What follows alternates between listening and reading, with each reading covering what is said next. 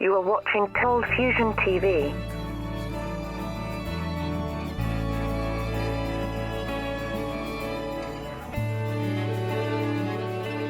Hi, welcome to another ColdFusion video. When Facebook first went online in 2004, it was nothing more than a fledgling website. Since then, the social media network has captured over 2 billion unique monthly users. Because of this, Facebook has been a social media icon for the past decade, swallowing Instagram and WhatsApp in its wake. But lately, attitudes towards Facebook are changing, and as a result, Facebook is dying. From accusations of causing mental harm to data and security concerns, everybody seems to have had it with the social media giant, and the trend is growing beyond Facebook. In this video, we'll take a look at the surprising new statistics of how people are leaving Facebook, then we'll see why it's happening, and then end with a fascinating look at social media in general and how it's affecting our society.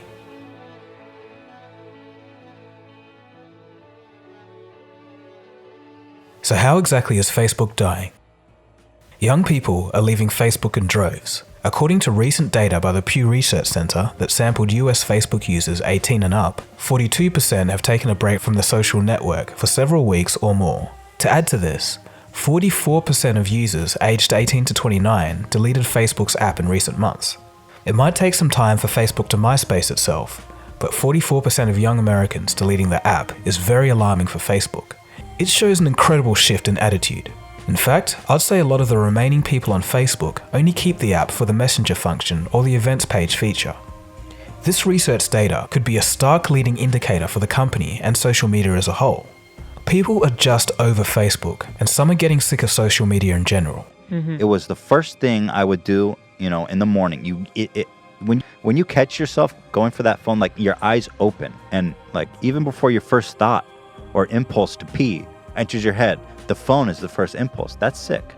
It was making me unhappy because you're always thinking about all these other people. You're worrying about all these other people, what they're doing. And you're not living in the physical world, but you don't even think about what's in front of you. People that are in front of you. The physical world. And I have this feeling too that spending so much time on social media actually impairs my thoughts. I feel like I don't think as clearly or as freely because it literally just is a distraction. So let's take a look at some reasons of why the social media giant is rapidly falling out of favor. Empathy is the ability to feel or understand another person's perspective. It's putting yourself in someone else's shoes, basically asking ourselves internally, what if that was me? Empathy is one of the major elements of humanity that prevents us from displaying animalistic tendencies. Social media has obliterated empathy in the past few years, and it's starting to show. A blatant disregard for human life. A group of Florida teens taunt a drowning man while filming his final moments from afar. Ain't nobody finna help you dumb shouldn't have got in there. The 5 teen boys between the ages of 14 and 16 can be heard laughing as the man struggles to stay afloat in a pond in Cocoa, Florida. Rather than call for help, the teens recorded the incident on cell phone, chuckling while they watched the man die.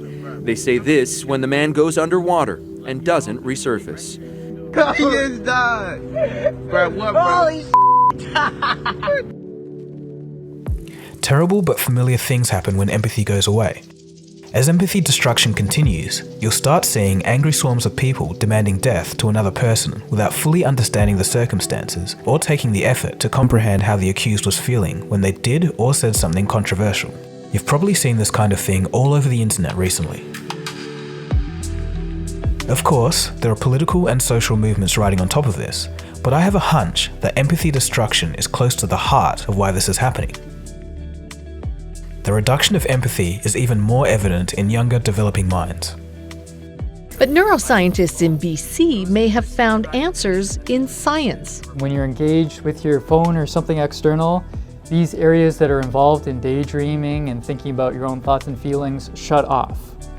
The answers may be in the brain. See that blue area of the brain? That's the area that learns empathy. What they found is that those areas that learn empathy are only active when you do nothing, when you daydream. And that's something today's teenagers don't do. Kids are constantly engaged with their technology, their phones and the internet. they're not activating these brain areas that are important for self-reflection and reflecting on other people and allowing that empathy to emerge. The Institute for Social Research found college students to be 40% lower in empathy than those in the 1990s. The study looked at things like helping a stranger carry their belongings, allowing someone ahead of them in line, or just helping a friend.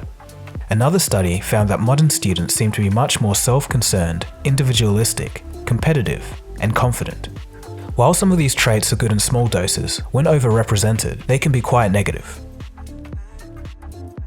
On average, 18 to 24-year-olds spend 12% of their life on social media. With those kind of numbers, there has to be some impact. High social media use has been linked to anxiety, depression, and stress.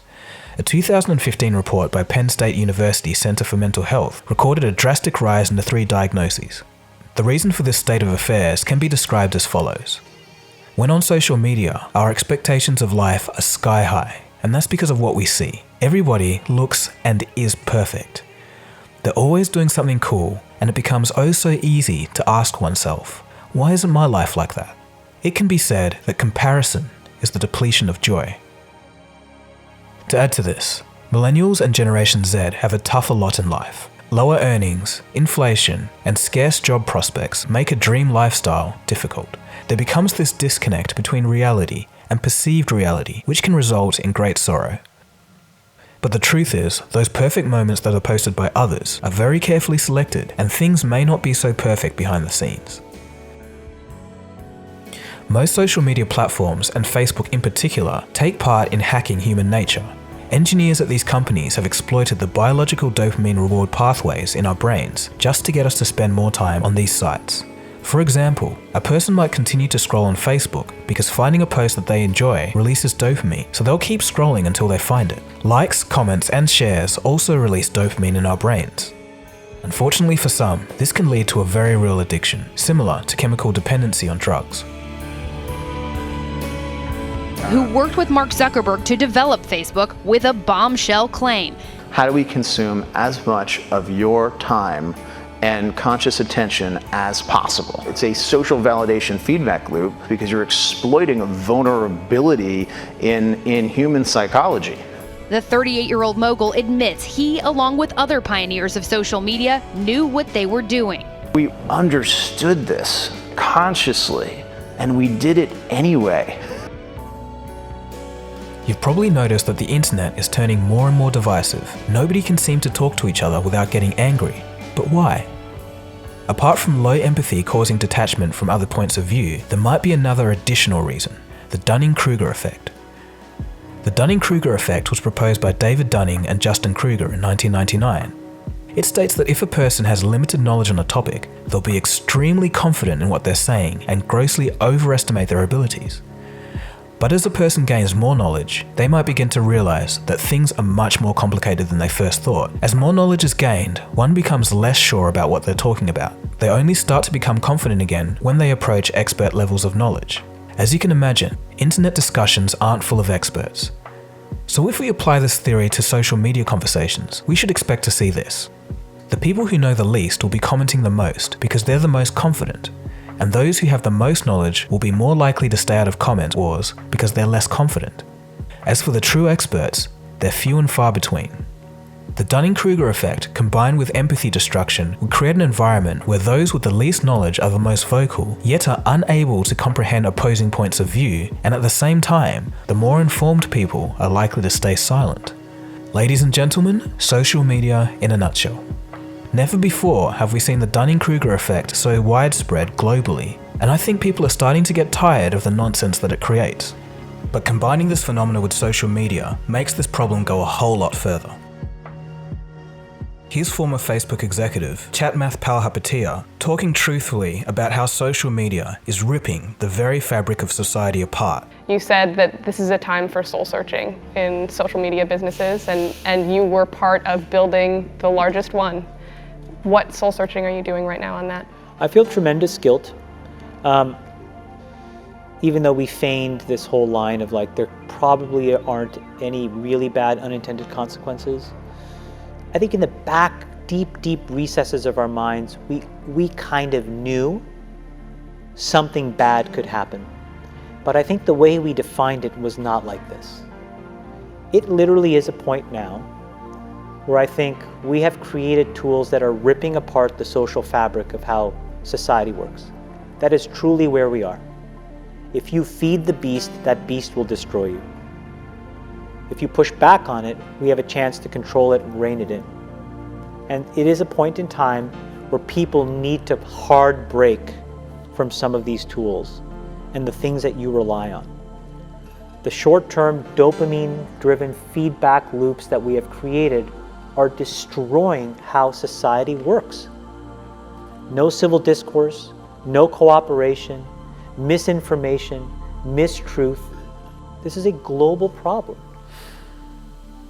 Mental health concerns and the disintegration of civil conversation have been brewing for years, but I think the most recent reason for the exodus in Facebook was due to the Cambridge Analytica scandal. People just didn't like their personal information being taken and sold on the open market. This was the straw that broke Facebook's back. It was the privacy concerns that finally woke people up. So what can we conclude from all of this? At first, it seems a little confronting, but on the bright side, people are starting to understand that social media isn't healthy if misused or overused. And that's generally how society works. We discover something new and then realize that it's not good for us. And then eventually, we swing back to an equilibrium. Even Google and Apple have implemented something called digital well-being in their latest versions of their smartphone software. Its aim is to encourage people to use their phones less. As a whole, it seems like we're reaching a turning point with social media. People are sick of how they feel when they use it. So hearing all of this, you might get the idea that social media is inherently bad, but it's not. For example, Facebook is great for keeping in contact with friends and family in other countries. It's important to remember the following. Social media isn't the enemy, it's just a tool that's an amplified reflection of us. We need to take responsibility for ourselves.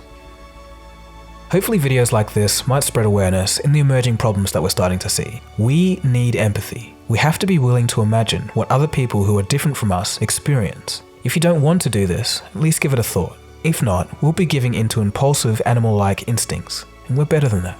As for Facebook, their ownership of Instagram and WhatsApp may be integral to their survival in the future. Ultimately, we'll have to wait and see what happens.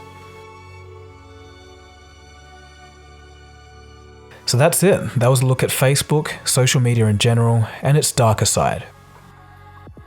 So let me know a few things in the comments. Do you use social media in general? And if you do, what platform do you use the most often? Let me know. So thanks for watching. This has been Dagogo. If you've just stumbled across this channel, feel free to subscribe. I'm sure you'll find lots of interesting stuff here. I'll catch you again soon for the next video. Cheers guys. Have a good one.